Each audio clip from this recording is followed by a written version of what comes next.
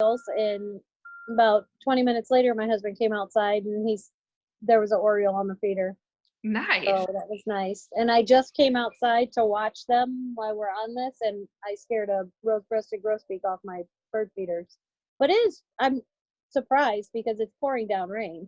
Huh. Oh, he just came back in. He's sitting in my magnolia tree right in front of me here. I wonder if you could see him. Can you see him there? Right under the hummingbird feeder? Oh, now he's on the little feeder. I see the hummingbird feeders, but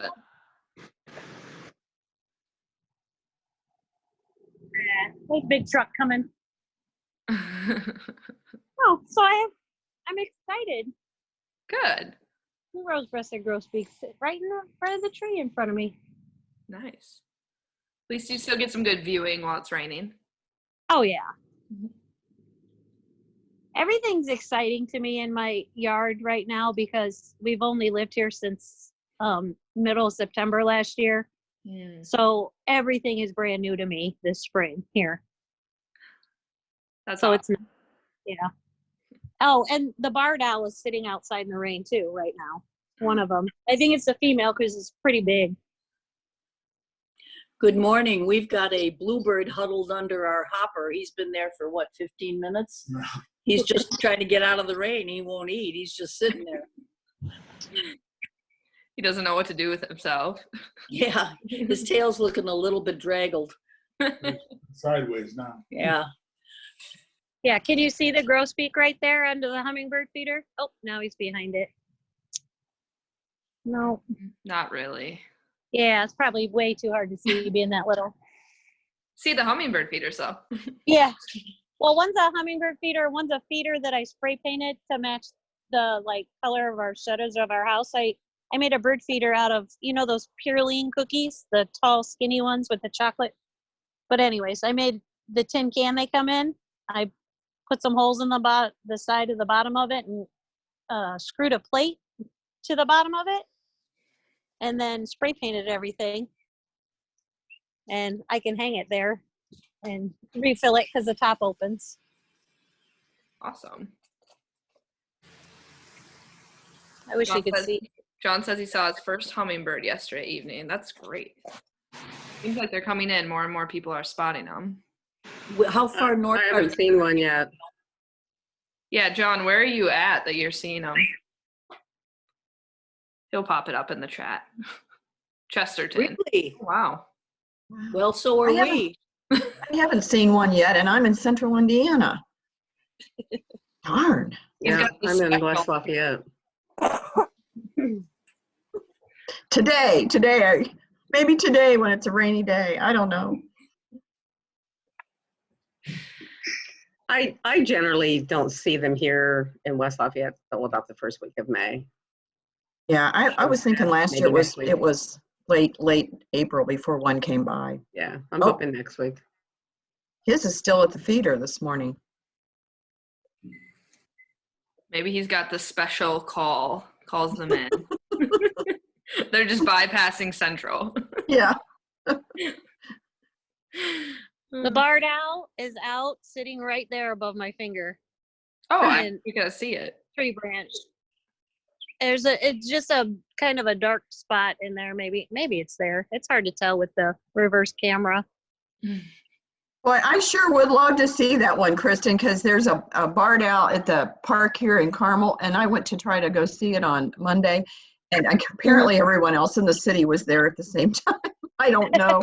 I couldn't get a parking space. I thought, oh my God, I'm getting out of here.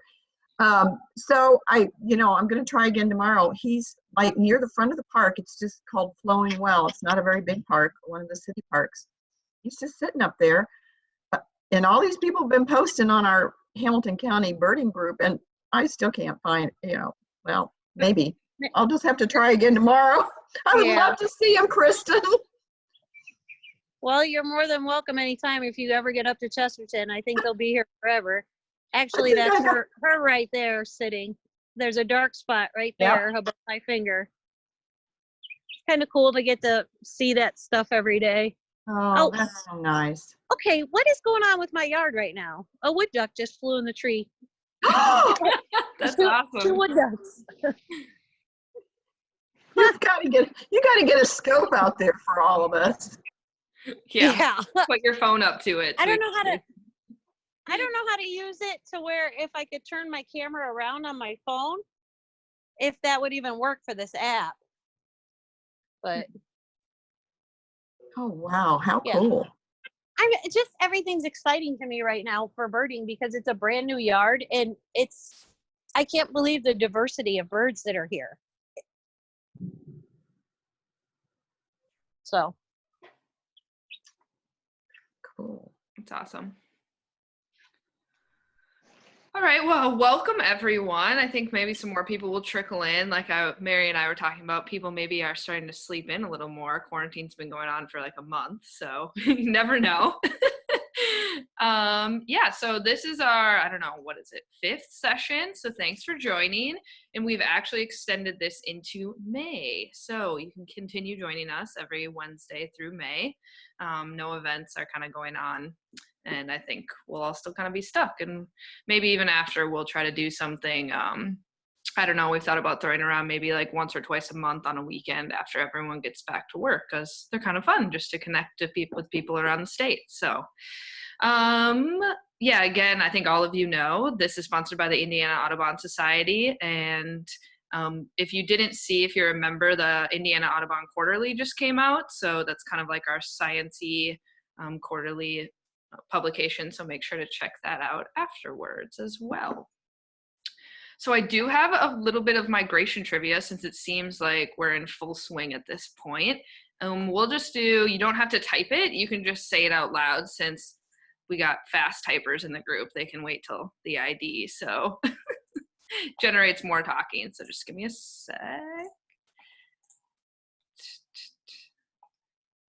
Okay. 1 second. All right. So actually, this is our wake up trivia, but this picture was someone in, I can't exactly remember, somewhere outside Indianapolis. They had a American bittern stuck in their bushes, if you're on the Indiana Audubon Forum group. And Wes Hamoya went and picked it up. So I thought it kind of looks like someone getting woken out of bed. All right, so approximately what percentage of birds migrate worldwide? Anyone have guesses? 90%. So that's of all birds, what All percent birds. migrate? Yeah, what percentage do you guys think migrate? 70%. 70? It is. I say 90%. It is only 40. Yes. So I was actually surprised by that too. It seemed like there'd be more, but. All right. Which bird species has the longest migration route by miles?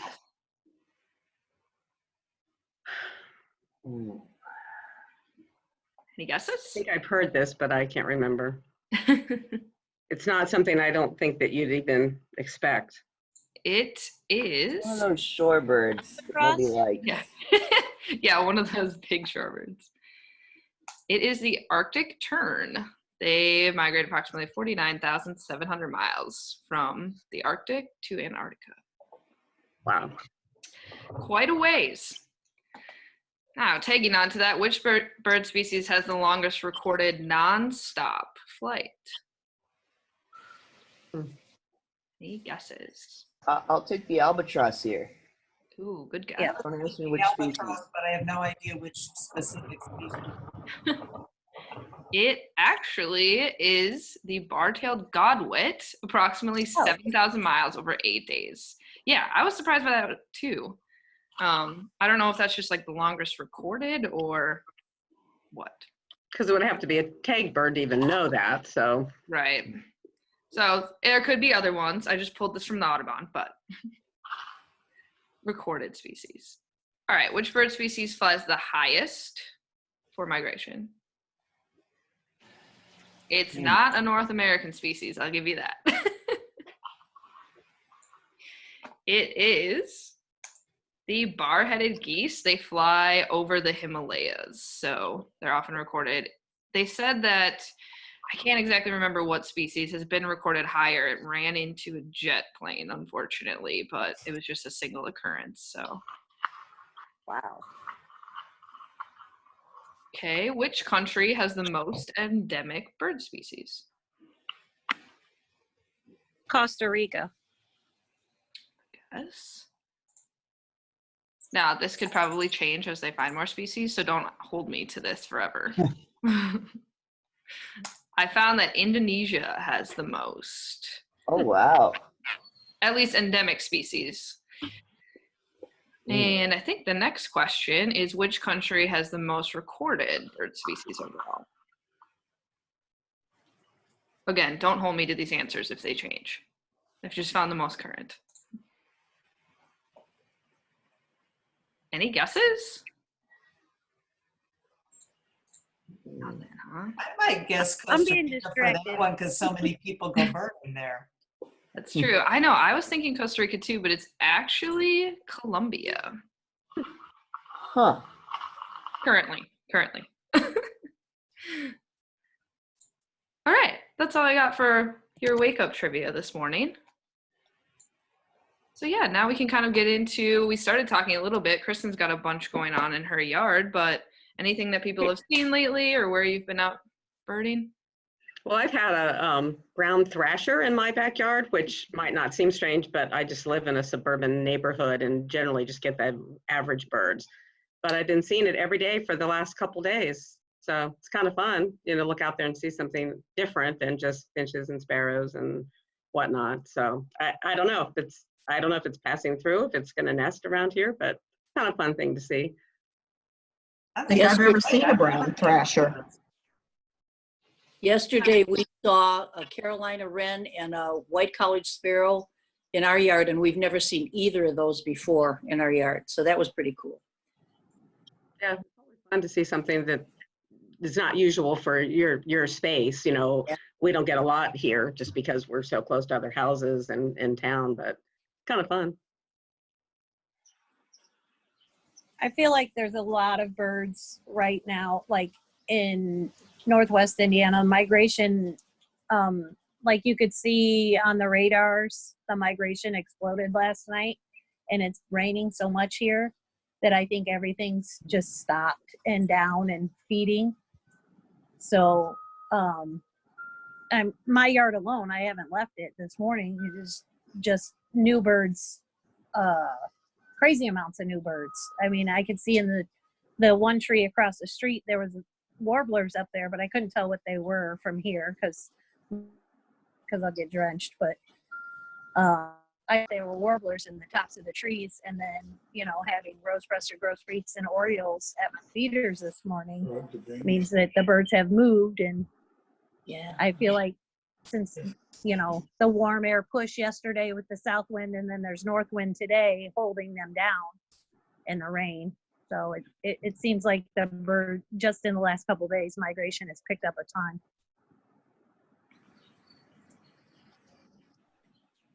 I had kind of an odd bird sighting. It wasn't an odd bird. It was a couple weeks ago I saw an American coot, but it wasn't anywhere near water. It was walking across my neighbor's driveway with those great big goofy feet. It just was hysterical looking, just so out of place. Was it doing the head bob and everything? Because I would have liked to see that. It was being a coot. It was unmistakable what it was, but it was walking across the driveway and then across their lawn and the next driveway. I don't know where it was going. And it was all by itself, just walking along. That's awesome. Aren't their feet great? I love the coot feet. They crack me up.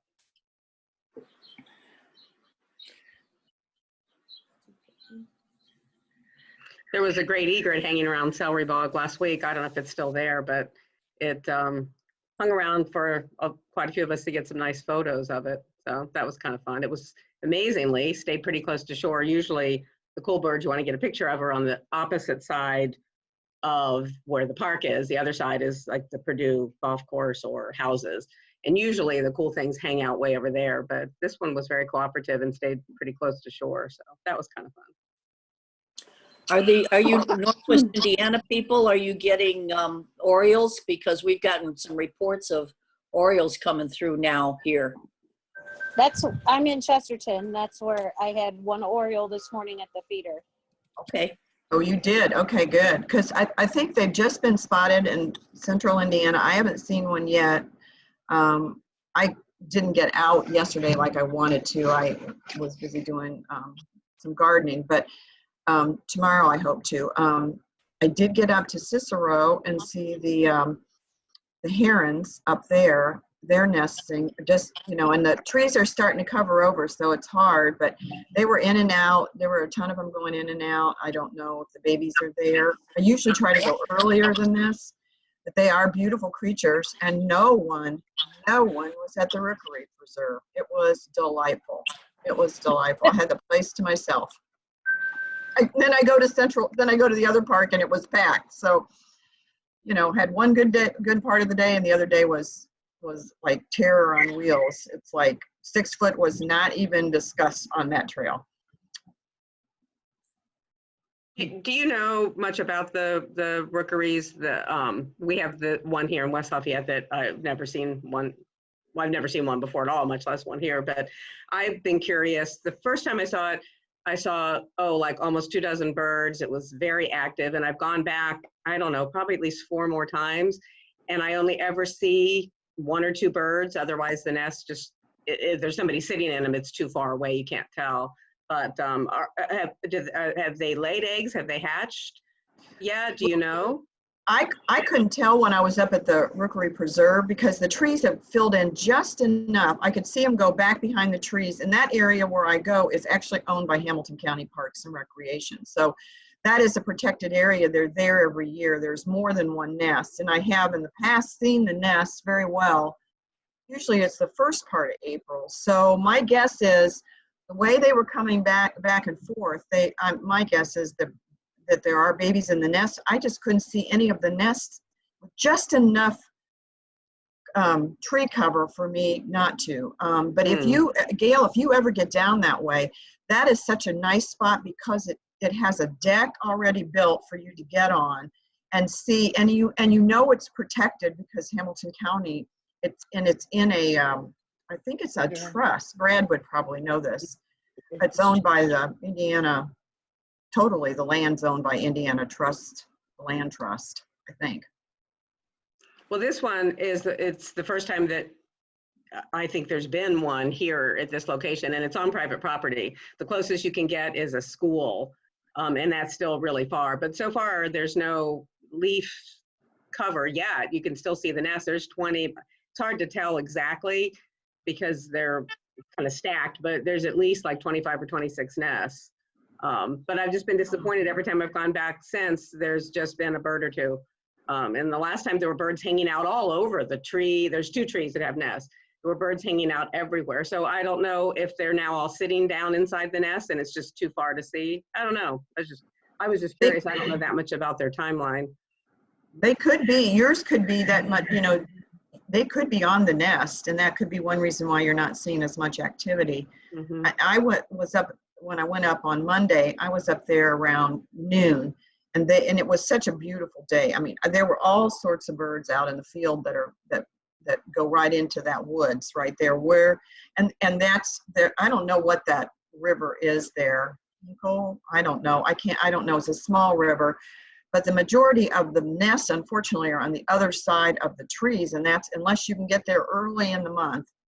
You can't see if you can get an idea where their nests are, then you kind of know where to look for them. And I tried to follow a couple of them, but they kind of disappeared behind the trees just because I can't see even with binoculars. It was just, there's just too much foliage now. Yeah, at that's least why in this area.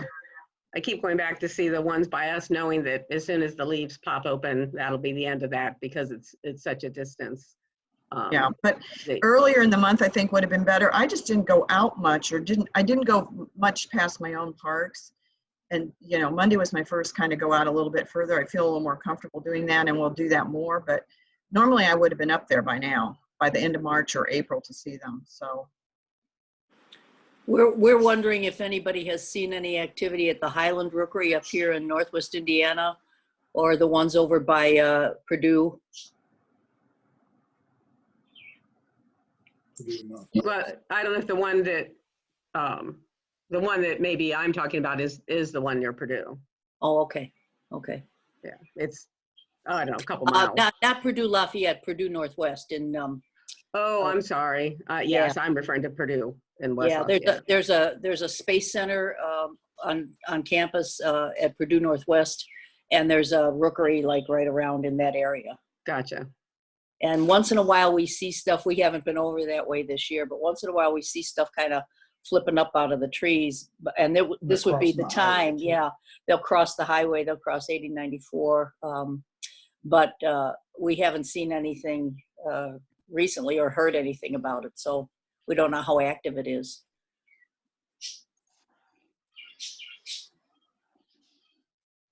I know there's a great horned owl nest over there, and people have been watching that, but I haven't heard anything about the herons yet. Okay. Doesn't mean they're not there, just they're not as exciting as owls. Do they reuse nests and come back to the same location year after year? Owls or herons? I'm sorry, herons. As far as I know, they do, because they come back every year to the Rookery Preserve up in Cicero. Okay. But again, that used to be obviously used to be someone's farm, and they had them there for years, and then the opportunity came available for Hamilton County Parks to purchase that land during a downturn in the economy. Actually worked to their advantage. So I love the fact that it's protected forever, and because they manage it, but and somebody who knows more about land trusts in Indiana would know this better. That's a lifetime thing. It can never be given away, and so I feel hopefully that they will continue to. They have a great source of food in the Morse Lake right around the corner, and so I feel like they do come back. They're such a beautiful bird in flight. It's just, I mean, I can't tell you how I felt like that was a gift on Monday when there was nobody on that ramp with me. And I could have sat there all afternoon. I probably should have, because it was delightful. It was just delightful. I think heron nests are pretty, they're not very good nest builders. I think they blow down a lot. And I think I heard that rookeries only have a lifespan of like 10 to 15 years. They have specific habitat needs, and after that time span, usually the habitat degrades and they move to a different one. That's interesting, because I think they've been there longer than 15 years. My thinking is they've been there about 20, 25. But I thought they just rebuilt up their nests in that area if they're somewhat protected. There's so much resource for them in that area as far as food and materials to use. I would think that would be, I don't know where they would go, I guess, but it could be, and maybe in 10 years that won't be a rookery preserve anymore. It'll be interesting. Find out. Yeah, we've actually Where got is a, this that you're talking about? I'm just curious. The Rookery Preserve up in Cicero, the one that's owned by Hamilton, well, it's managed by Hamilton County Parks. And it's right off of 31, only a couple miles off on one of the roads off of 31, just right in near the Cicero area. And so they have a great food source in Morse Lake, and the fields for, any kind of food there. A lot of other bird activity going on there too. So yeah, if you come down this way, it certainly in the spring, late March, early April, it'd be worth a trip to stop and see it, I think. One of the things in my experience is that apparently the guano from the herons ends up killing the trees. And then once the trees have dropped enough of their limbs, then they move. Right. That's what John said in the chat, that that's the case at the old Heron Rookery, the National Park Heron Rookery by Reynolds Creek. That's what happened there. There haven't been herons there for years. And then probably maybe 4 years ago, there was a rookery going on behind where Applebee's used to be in Chesterton. Yeah. In Jewel area, and I checked over there actually last week sometime when I was at Jewel, and I didn't see any nests over there. There haven't been any over there for a couple of years. Yeah. And I think my opinion is that there was a project going on doing bridge repair at the edge of that area, and it went on for all through the summer, and the following year they didn't come back. Yeah, and now I'm on the very west side of Chesterton, almost 149 in the old Crocker neighborhood. That's where my new house is. And I see herons flying over my house in the morning. So I'm thinking that they've moved further up the river this way west. So. Okay. That's interesting though, about what you said about the net, because I'll keep an eye on that, because I didn't realize that was part, if it destroys their habitat then they would have to move on. But so far, it seems to be a really active community up there. It has been it's probably been going for about 10 years, so at least that long. They've been real active, still are, but doesn't mean they won't be. But that is something to keep in mind for sure.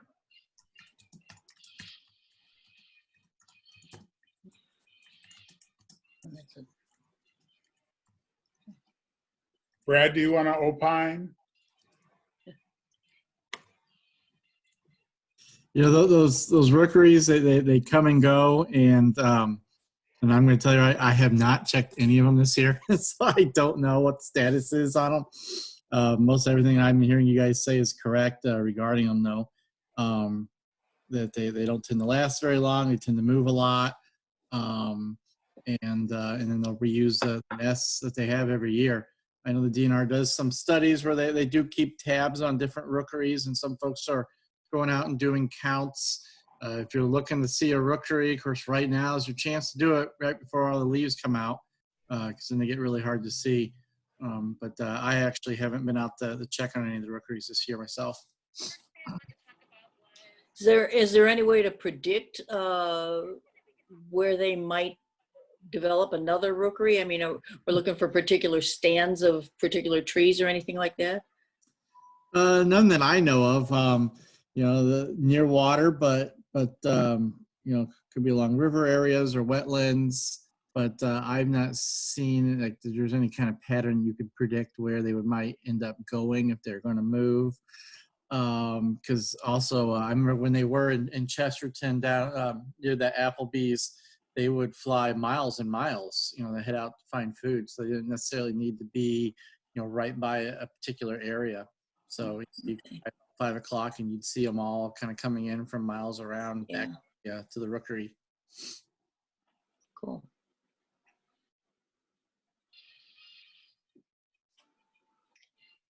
Has anybody been to see the lark bunting? I think you had, didn't you? I have, yes. I went this past weekend. Very easy bird to see. Homeowner is more than accommodating. It was a very great experience. It was a long drive, but well worth it. It's a state lifer for me. So. How long would you expect that bird to hang around? I know that's hard to predict. How long's it been there, Brad? A couple weeks now? I don't know. I think it's only been about a week or so. A week? Yeah. I wasn't for sure. Like Tuesday or something that it was seen. I know I was down south doing some work down in Goose Pond when that came out, so I didn't get a chance to run over there, and I haven't yet. So he'll be there. I think he's expected to leave Monday, March 4th around 3 p.m. Thank thank you. I'll try to get there before 3 p.m. Yeah, he's being well taken care of by the homeowner. I mean, there's a seed pile out for him, and he's got plenty of places to feed. There were many other birds in this. It's an Amish farm, Amish community. Plenty of places for him to feed, and lots of other great birds right there in that Amish farmer's yard. Roger Joy Peterson was asked why such and such a rare bird would show up at a particular location, and his answer is simple. Birds have wings and they fly. Wings. And so some birds are notorious for being one-day wonders. Others will stick around a long time. And so I don't know any reason why the lark sparrow or the lark bunting would take off right away. So you might have an opportunity to see it here for a while until it decides that there's no mates around and wants to get out of here. I'm trying to look up right now our history with lark buntings in the previous sightings, because it isn't a first state record. And if I can find it here, I will let you guys know here in a second. I just haven't had a chance to get up there yet, and it will be this weekend before I do, but I would like to. It would be a lifer for me, so. Where is it that you saw it, Kristen? It's What in part of the state? It's in northeast. It's kind of southeast of Elkhart area. It's called Millersburg. It's small Sorry, I town, gotta take that. but Be back in a second.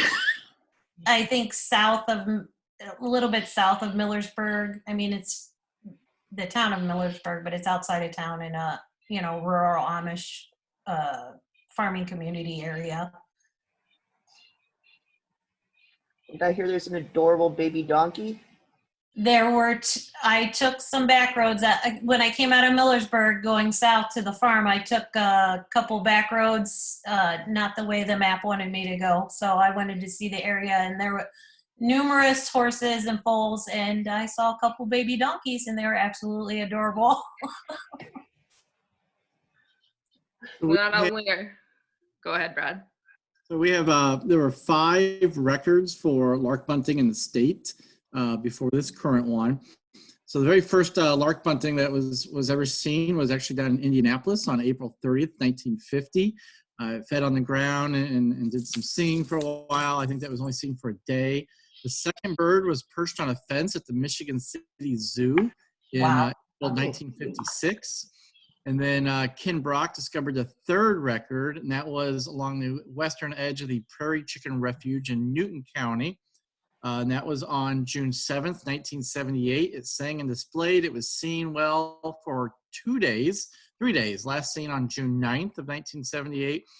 And then we had, so then the last record was a bird discovered, 2 real records. There's a male in the Dune State Park blowouts, June 2nd, 1985, seen by several Chicago birders. And the last report we had was 16th of May, 2005. That was when Jeff McCoy discovered a basic plumaged male in Unit L of the Kankakee Sands in Newton County. So outside of the Indianapolis, all records have come from the Northwest Indiana area, and this LaGrange County then bird is typically when they're seen, that April arrival, and looks like it's the longest running lark bunting that we've had in the state so far. Do you use eBird for looking those up, or what's your database for that, Brad? That's Ken Brock's Birds of Indiana that we've discussed previously. You can access through the IU online, but I have a CD from years ago that I just uploaded the PDFs right to my computer.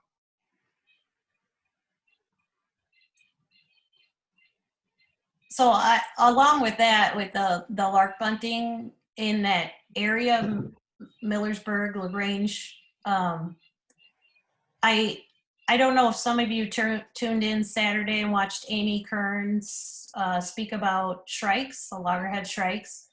That area, so I asked a question during then that said, what was the furthest north report of a loggerhead shrike or nest nesting loggerhead shrike, and I don't know if she said it was nesting, but report was from LaGrange, that area. And when I was over there, you can really notice why they would be there, because she talked about how they like messy fence rows, and that's how Amish keep their farms, and those, you know, wooden post fence rows. They weren't so messy there, you know, like with shrubbery or anything growing around them, but I would say that's a really great place for loggerhead shrikes too in Indiana.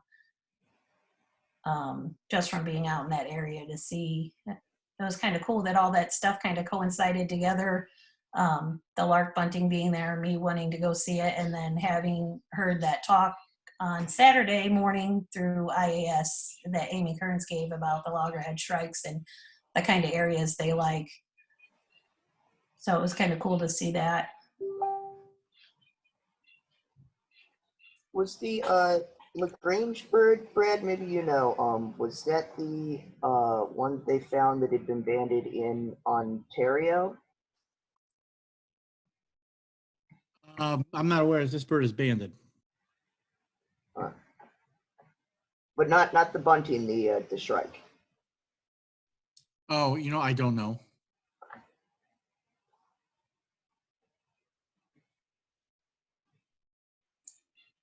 Yeah, Finn, I don't know that either, but I'm pretty sure that's what Amy Kearns said in her little talk on Saturday that she did. I think that one was down for the winter then, and they thought it was going back to Ontario to nest.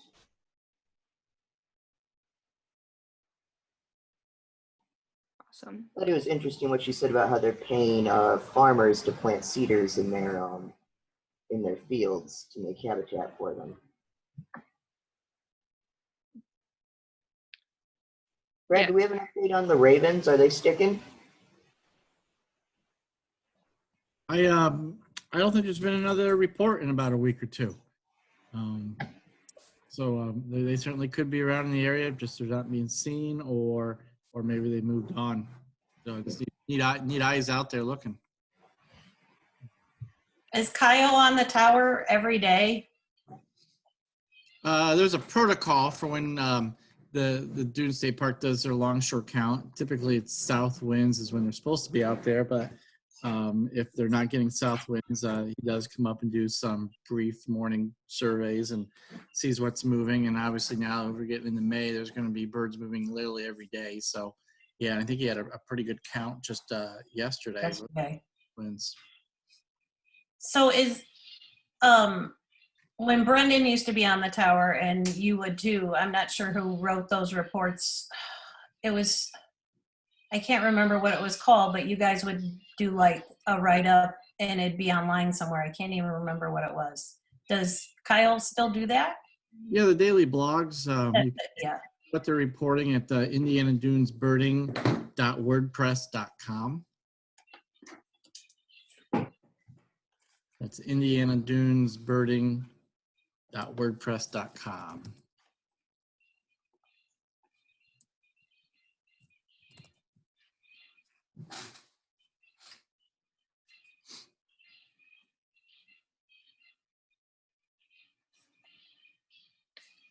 And is he the one writing those up?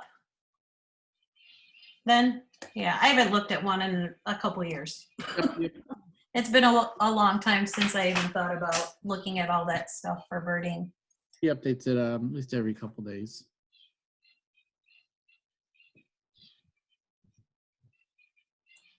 Awesome. Anyone else seen anything or been out to cool areas lately in the past week?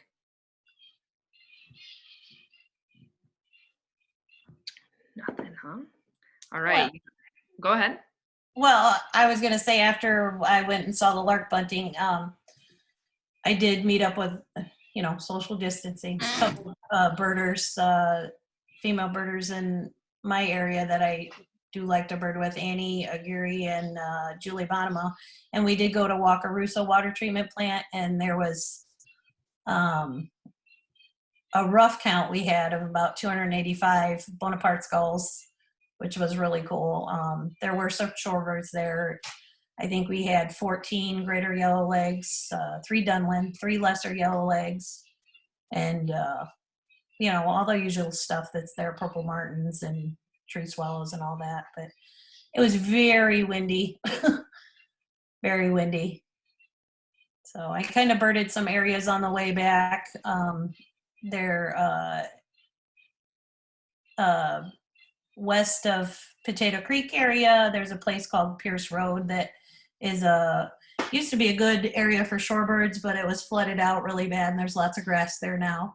And then just west of there at Kingsbury Fish and Wildlife area, I went to the marsh, and I don't think they're managing it anymore for shorebird or mudflat type.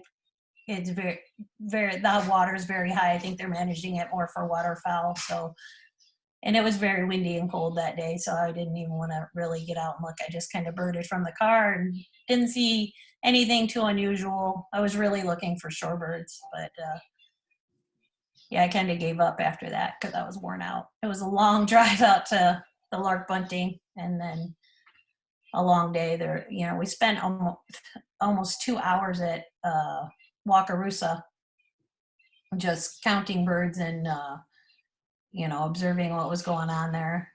So those are other good areas to bird. That's great. Thanks for sharing. That also, if anyone has any other comments or any other places, let me know. But it is a good segue into our ID for this week because I finally did shorebirds for you. So I hope you've all been brushing up. Just give me a second to do the share screen. So if you're just joining us, we have a little trivia ID game, and you'll need to use your chat to play. All right. Okay, can everyone see the PowerPoint?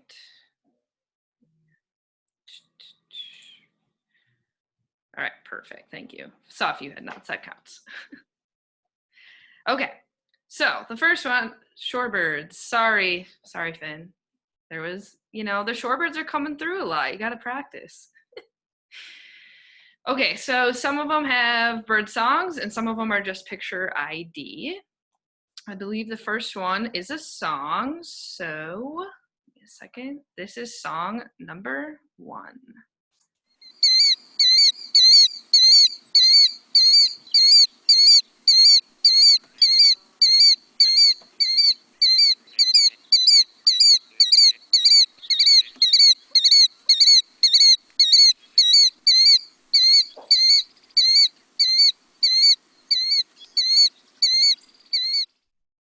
All right, you guys were correct. It is the lovely killdeer, which often is not very close to shore, sometimes randomly in my neighborhood. All right, next up. My dog is very interested in that one. All right, picture ID. What about this guy?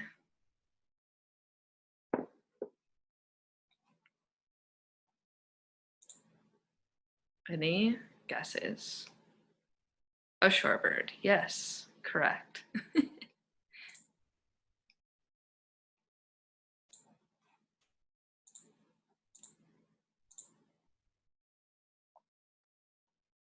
Guesses?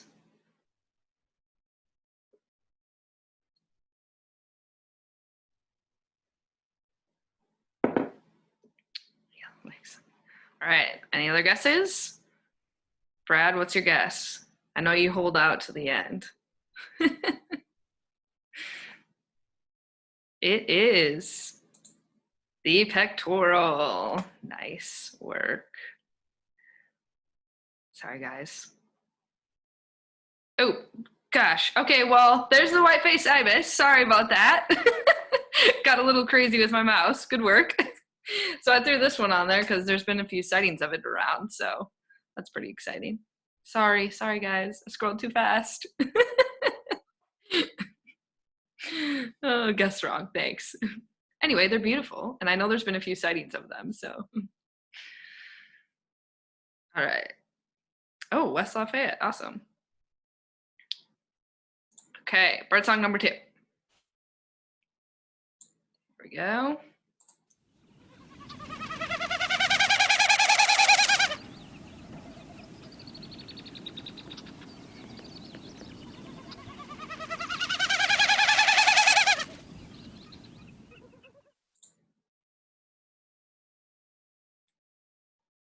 Guesses?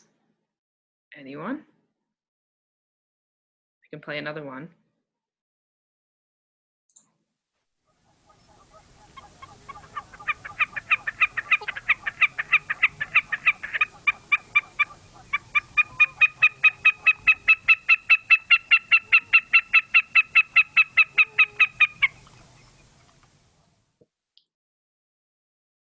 Any guesses?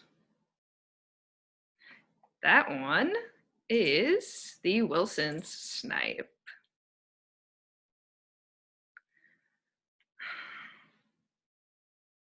All right, next up, photo ID.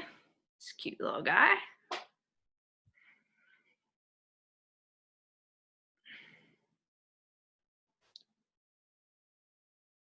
Sandpiper.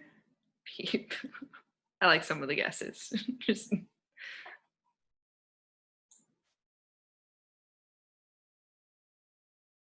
guesses.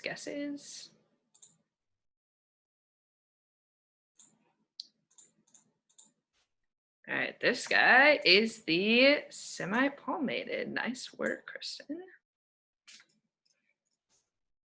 All right, next up, birdsong number 3. All right, here you go.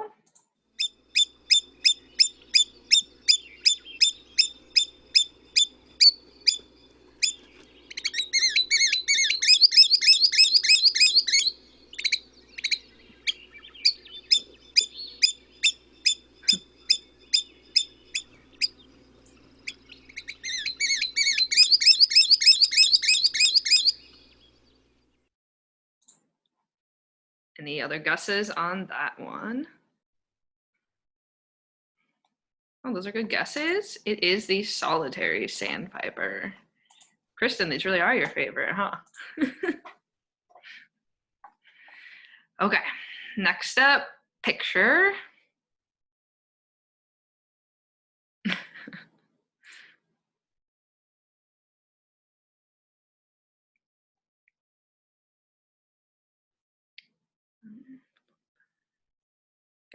Guesses.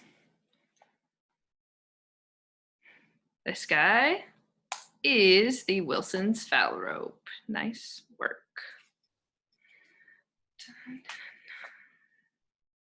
All right, next up. Oh, another song. There you go.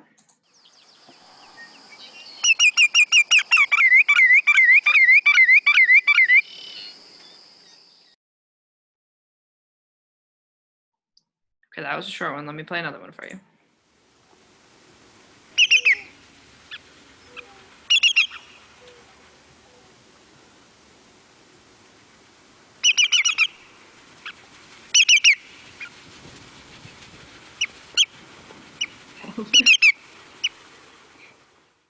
John, you think I'd just throw in a mourning dove, throw you all off? It is the greater yellow legs. Nice job.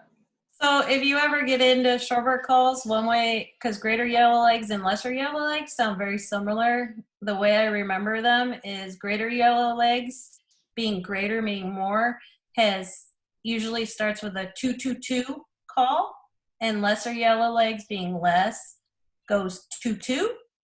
So it's greater has more twos, 2-2-2, and lesser yellow legs says less twos, 2-2. Cool. Thank you for that. All right. Next picture ID. I'll let you guys have that one. Throwing them a bone.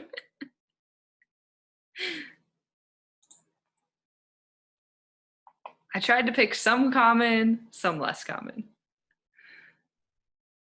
All right. It is the Virginia rail. Nice work, Margaret. All right, next up, we've got another song. All right, this is Shorebird, Waterbird.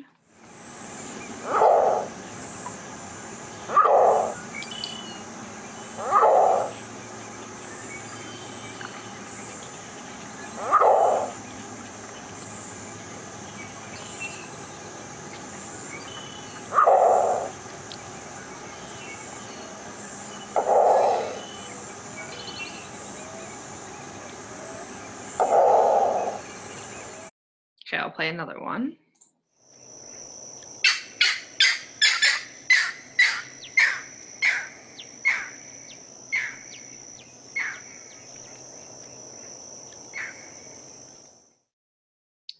Any guesses?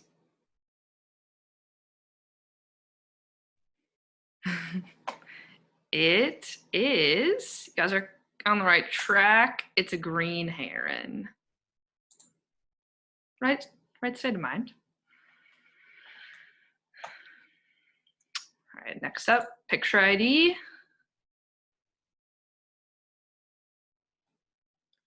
Thought the green heron kind of sounded like a dog.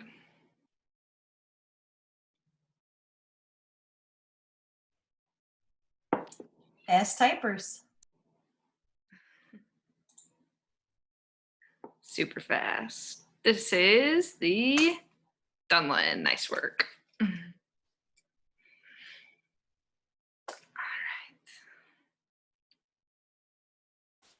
Do we see them in plumage here? Good question. Yes, we do right now. Yes. All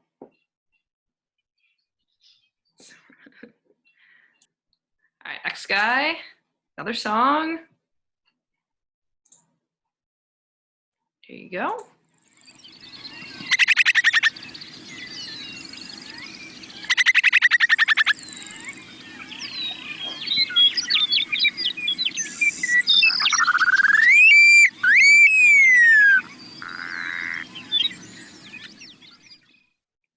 Minus all the background noise on that one. Here's flight calls.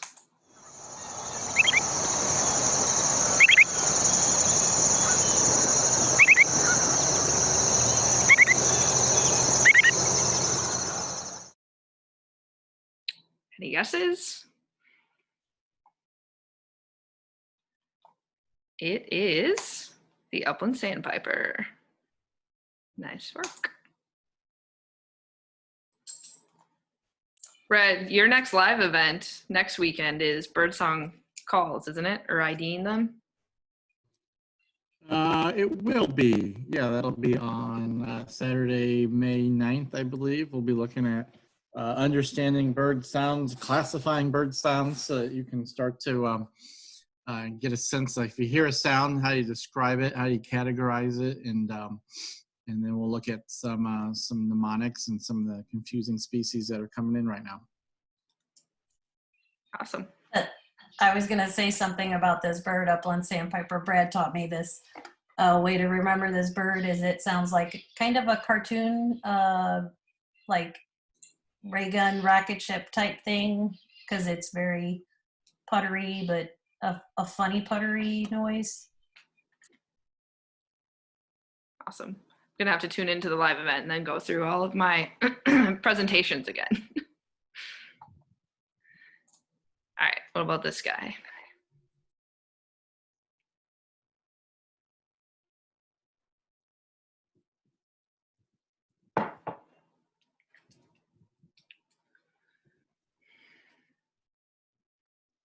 It is, nice job, black crown night heron. Next up, another song. You guys might be able to get this one.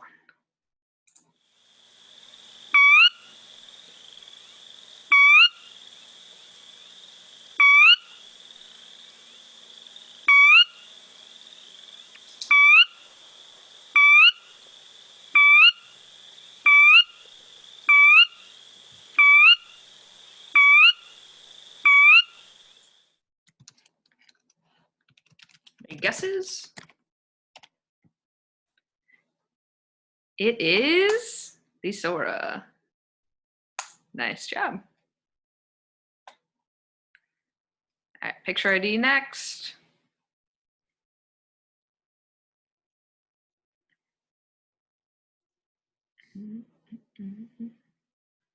Any guesses?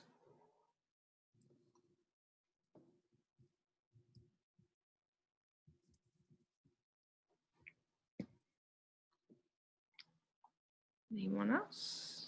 It is the solitary sandpiper.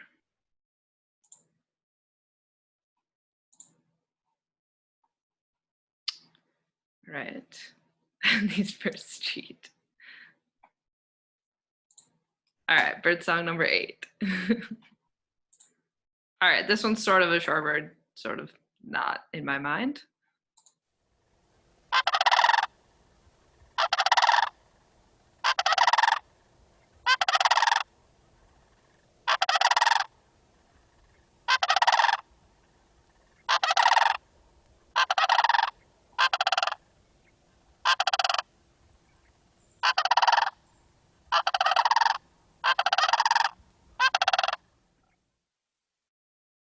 Nice work, you guys got that one. Sandhill crane. Babies are so cute. All right, name the species. Someone talked about this earlier, I believe.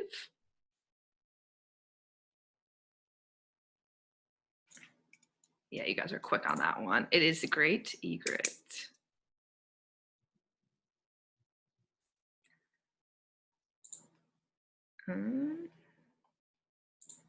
Okay, last bird song.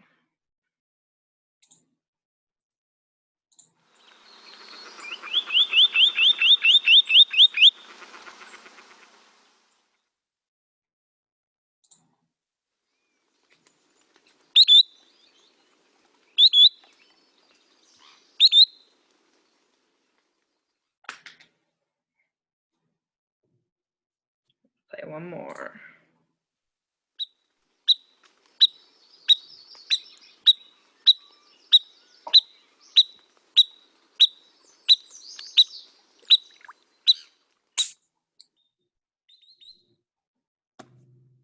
Any guesses? If I tell you it's a sandpiper, any guesses? Squirrel.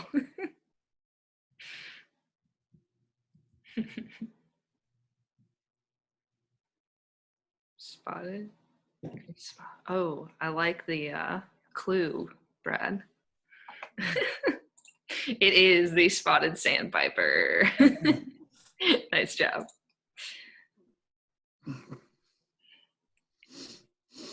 All right, last one's a picture ID. Had to throw it in. So cute.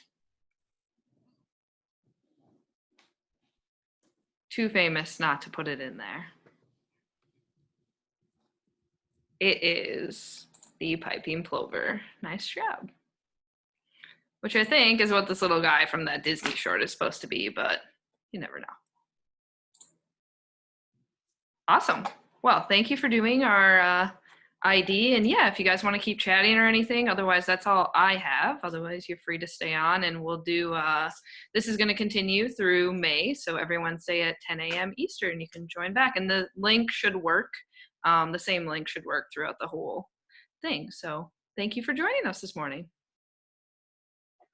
Thanks, Sam. Thank you. Thanks, everybody. Happy birding. Thanks. Ducks. Okay, I will do ducks next week, Finn.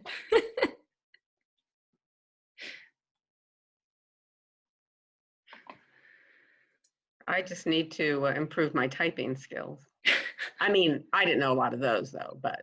Yeah, I knew shorebirds were hard, but I had requests to do them, and I was like, I gotta throw them in somewhere. Yeah, I mean, we get a few that come up around Salary Bog and whatnot, Right. but not, you know. But anyway, but No. ducks, I'll work on my typing skills. Those I should do.